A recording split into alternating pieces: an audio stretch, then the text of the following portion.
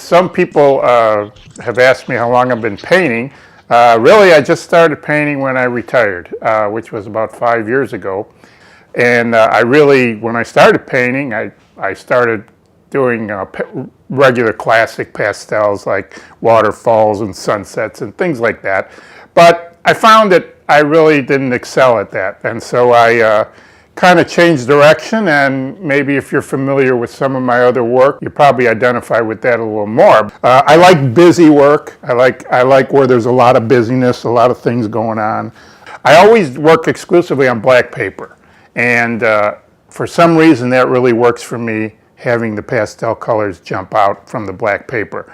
What I did with portraits was a friend of mine, Jim Shea, he kept egging me on. He said, come on, do some portraits. I tried one and I liked it, and I did kind of a couple caricature type portraits, and I found myself in the portrait phase of my artistry, I guess I'll say.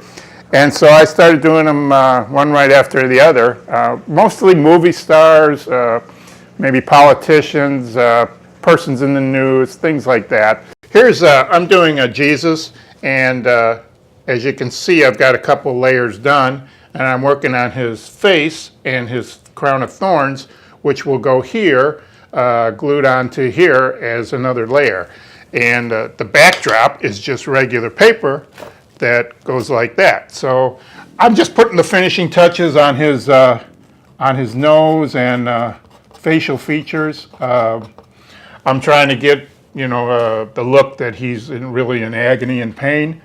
Portraiture is, if a person doesn't immediately see that it's Marlon Brando or whatever, to me the portrait's no good. It has to be an immediate, no doubt about it, I immediately know that that's, Ernie Banks or something. There's really no ulterior motives behind works that I do. I was having a lot of fun doing them, so I kept doing them.